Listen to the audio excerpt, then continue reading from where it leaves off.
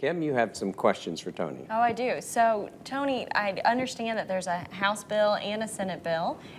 Tell us what the differences are and where they are in the process right now. Yeah, so right now, the way our system works is our legislature has two houses of government.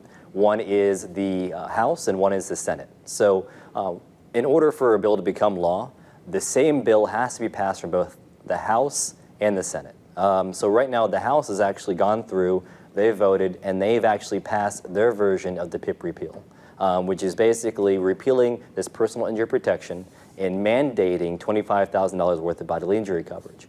Now, the Senate works a little slower, and they right now are debating the bill and are moving through the process with it, but their bill is a little different. And what they're mandating is that they will also repeal PIP protection, but their minimum requirements will be a little different. Mm-hmm. So I think in the first year, they're going to require $20,000 worth of bodily injury coverage, and that will go up over time. So I believe the next year it will be $25,000, and then it will cap out at $30,000 worth of bodily injury coverage. But one thing that the Senate bill has that the House bill does not is what's called medical payments coverage. So right now, under personal injury protection, your auto insurance pays for 80% of your medical bills. Now, if that goes away and you don't have health insurance, you may not be able to make a claim, or at least have a way to pay for your for your medical bills.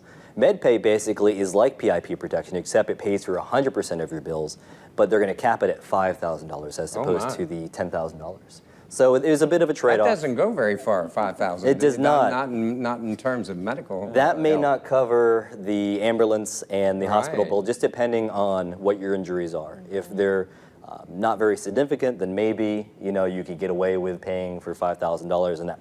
The problem is it would probably be exhausted after that. But if they have to take a bunch of x-rays, if you have a broken bone, $5,000 really won't cover too much.